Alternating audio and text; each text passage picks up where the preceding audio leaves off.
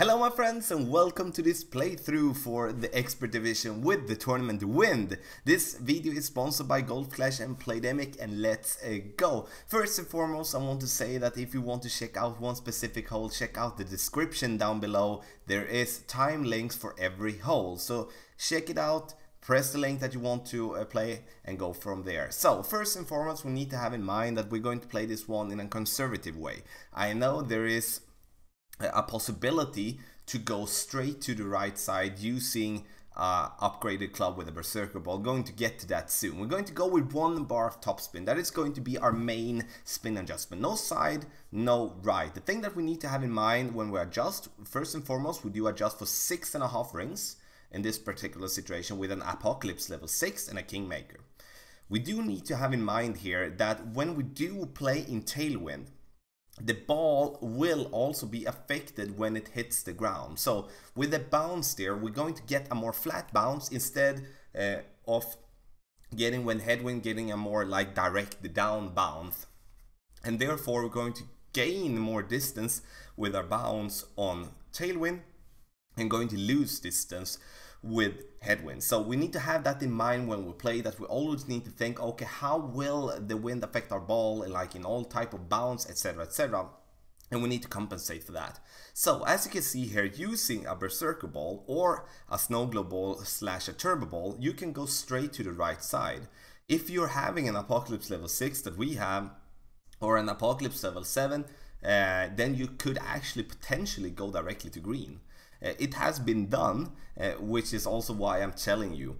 The reason I'm not going that way, it's because it's not the general way to play. It really requires a good driver for you to get there. So we're going to go for a second shot here with our sniper. That the sniper is definitely going to be able to reach, and we're going to go with 4 bars of backspin. And as you can see here with our ball guideline, we're going to adjust this one as we actually are 2 squares below, before the pin gets there. And the reason for that, we're going to take that soon. First and foremost, going to see we're using the take shot button, adjust for 5 rings, then we're going to add 3 more rings combined with just a little bit more. We want to adjust it for exactly 8.7 rings, as we're going to adjust our sniper for being 1 mile per hour per ring.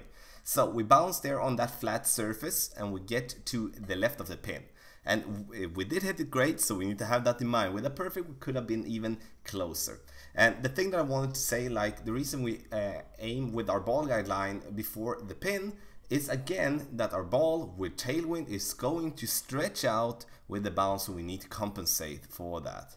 So our opponent there is going to, of course, have a hard time to reach for the green. Now we're going to get to hole number 2.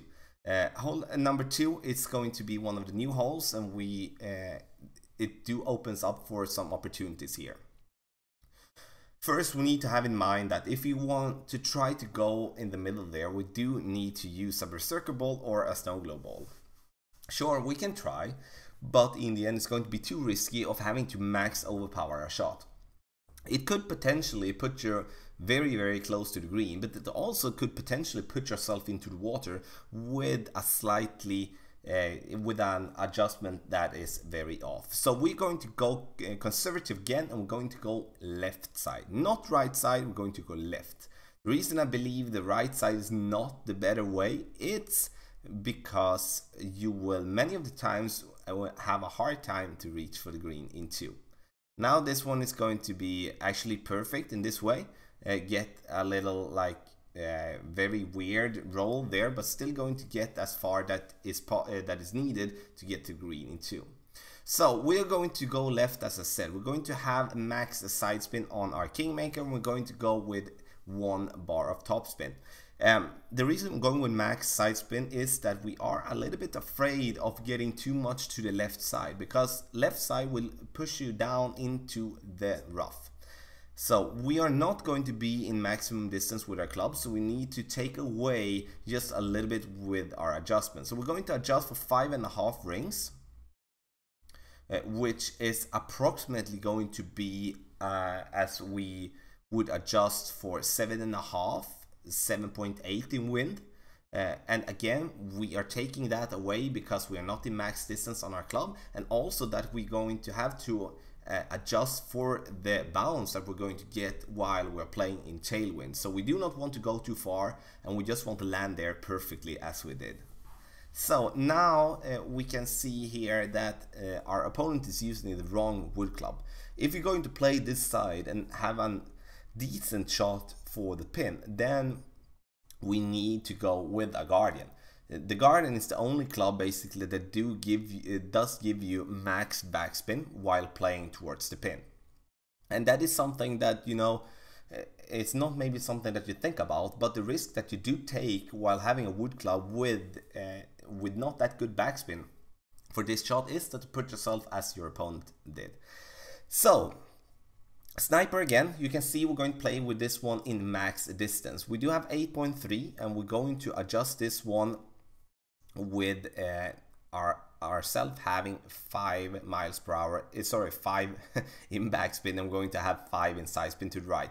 We do want to aim up a little bit short towards the pin. We do also want to aim up a little bit to the right of the pin, because we need to compensate for the bounce that we're going to get to the left and also with tailwind. We're going to adjust for 8.3 exactly, and you're going to be able to see here now that we adjusted it a little bit too little.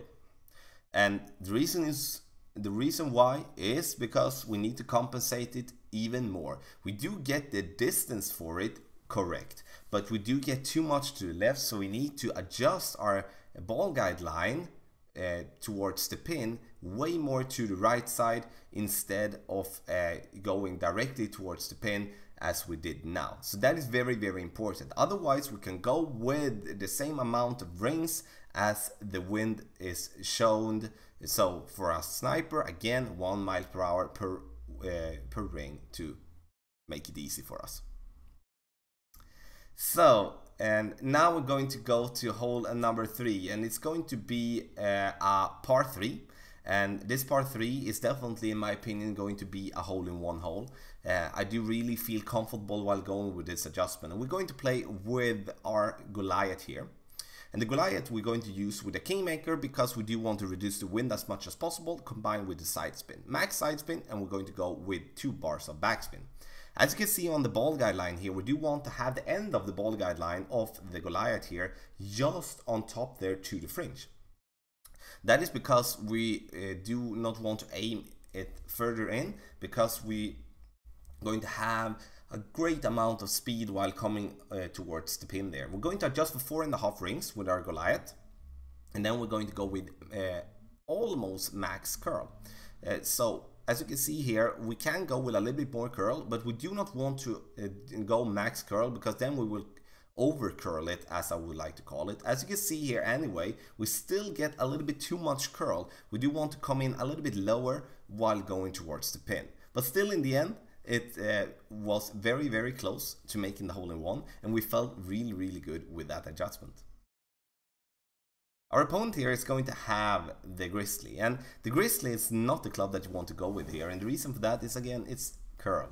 And the thing, again, when you go into a hole while playing a tournament, is that you always need to be prepared of what club is going to be necessary to use to maximize your opportunity to get a good score. As our opponent here, sure, gets it up there, gets an easy birdie, but in the end you do want to have the shot for an hole-in-one. Hole number 4 now, and hole number 4 could be very, very tricky. As I've said before, this is a love-hate relationship for me to this hole. And the reason for that is that if you make your drive in a way that you get a weird bounce, then you're going to roll into the bunker or into the rough on top.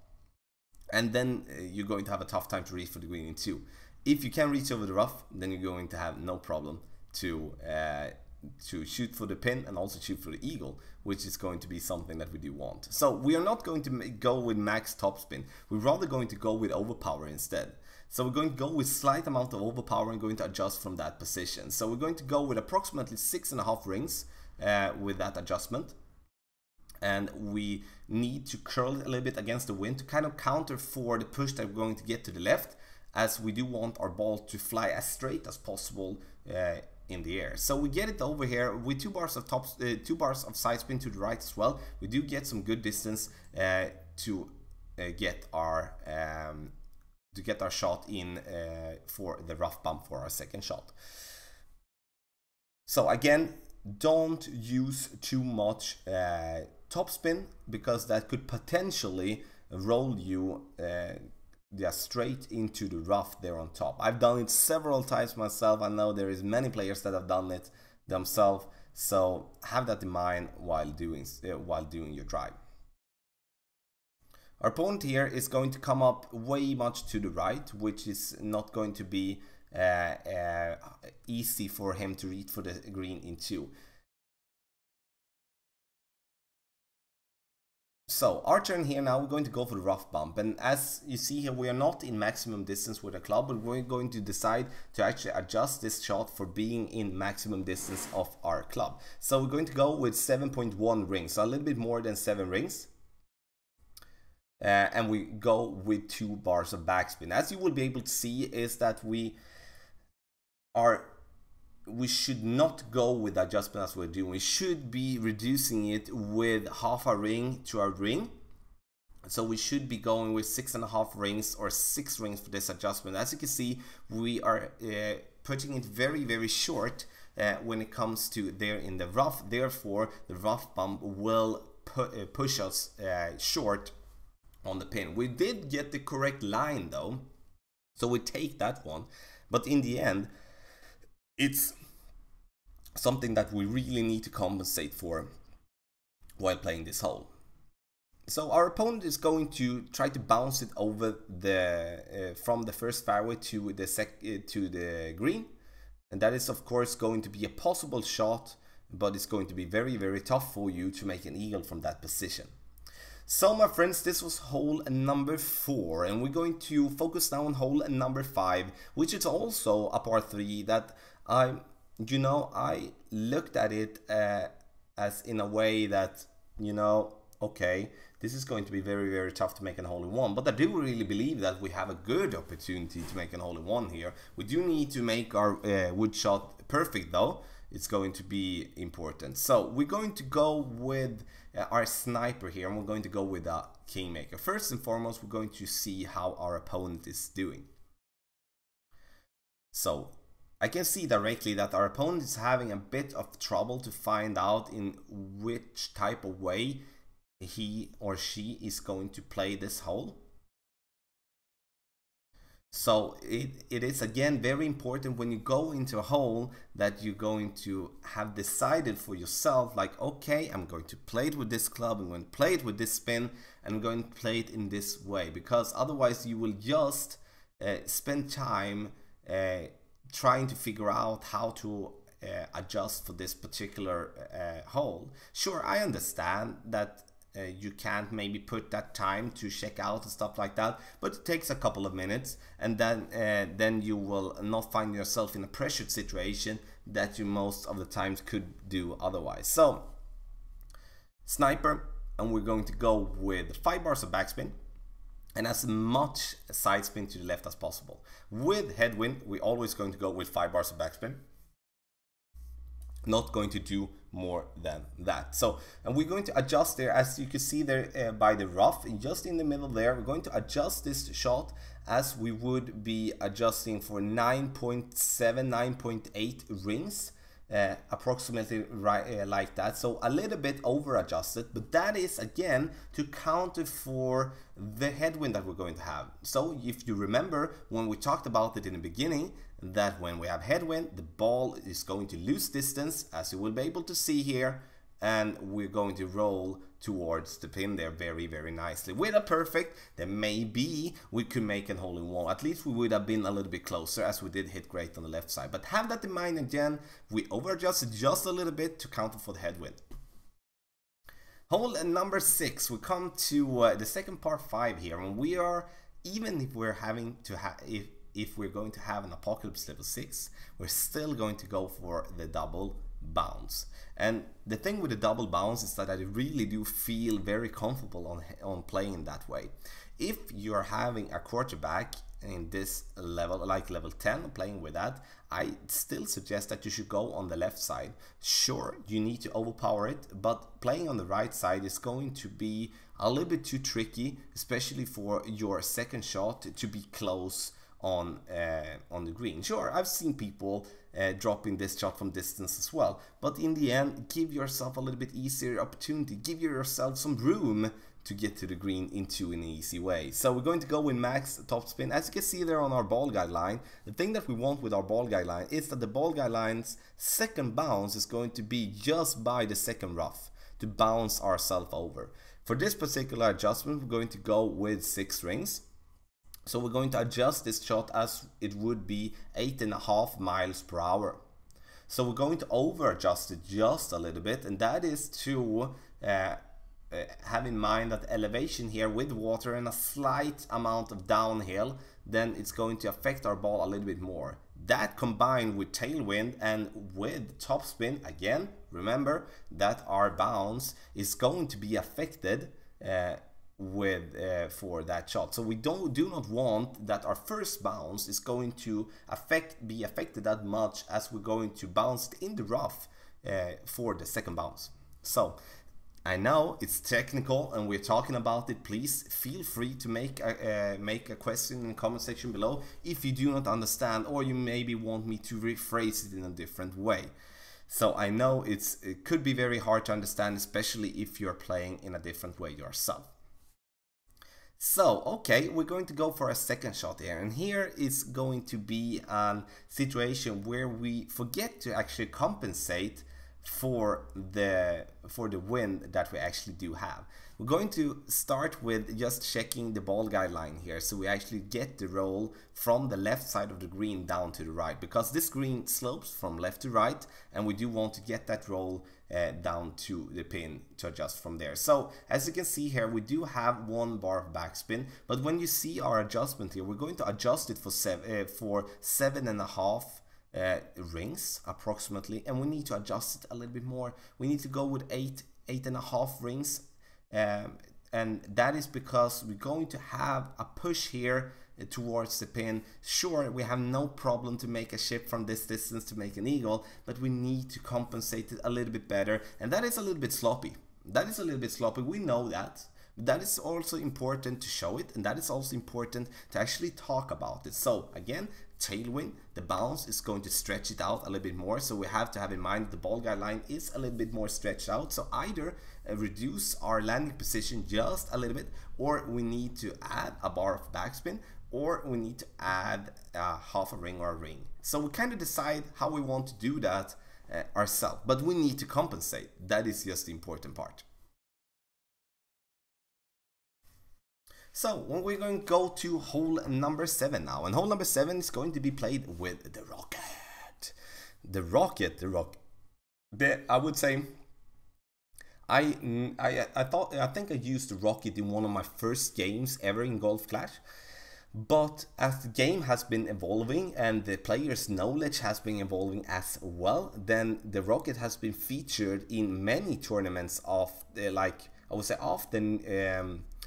When the 2018 started, I would say the rocket has been featured in, I would say, every other tournament basically in one of the par 3s, because the backspin of the rocket is absolutely perfect, especially on a shootout like this or a par 3 like this. And now you maybe wonder, okay Tommy, you did go for the rough bump on pro, you do have straight side wind here, why don't you do that now? And that is because I do feel the rocket here kind of compensates it enough for me. I do not risk that much, and then I definitely put myself in the opportunity to make the hole-in-one.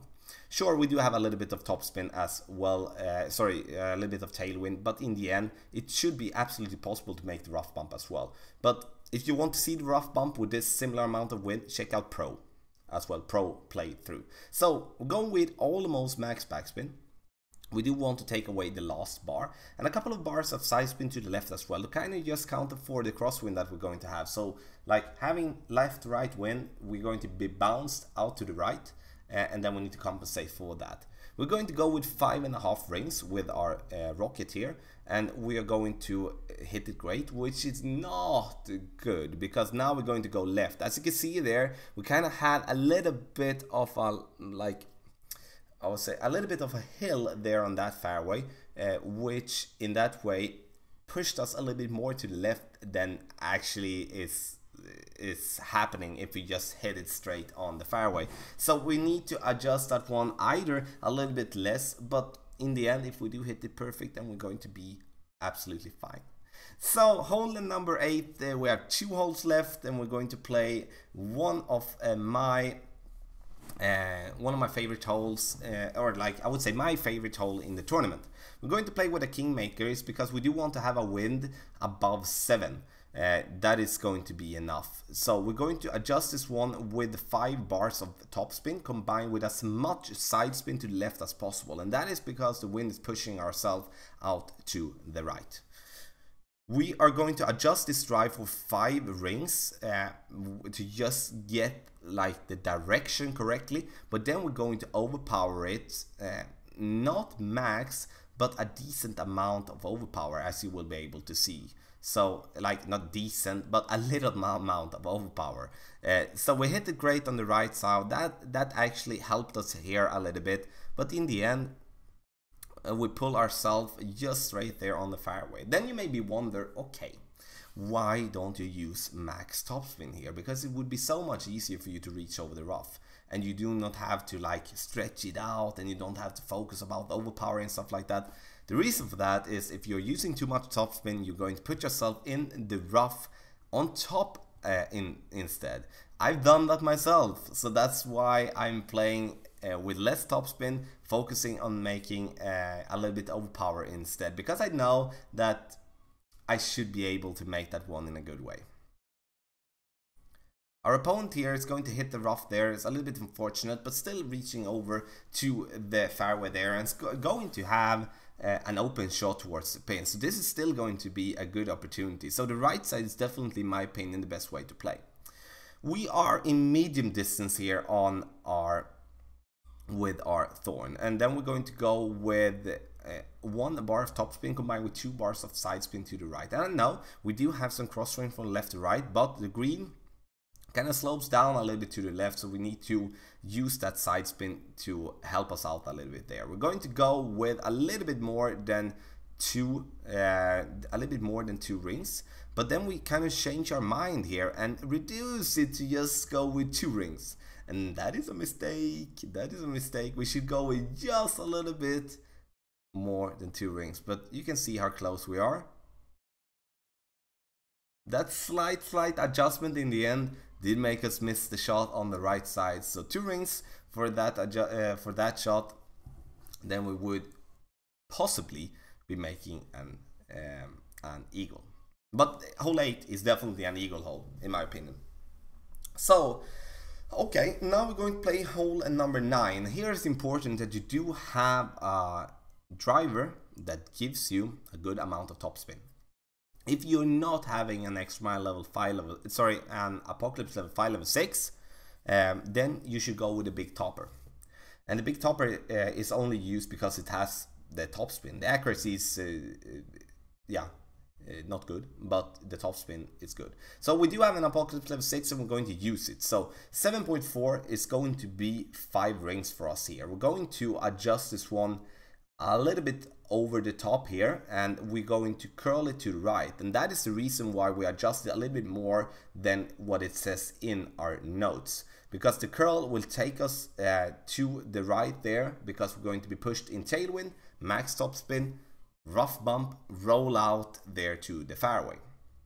And now we're going to have a very good opportunity to reach for this green too. It's still not going to be easy, but it's absolutely possible to make an eagle on this hole, and this hole is definitely going to be a very important hole in the way that when it comes to the tiebreaker, because if you do play yourself in a way that you do not make any albatrosses, which many of the players will not do, then this hole is very important as for an eagle count.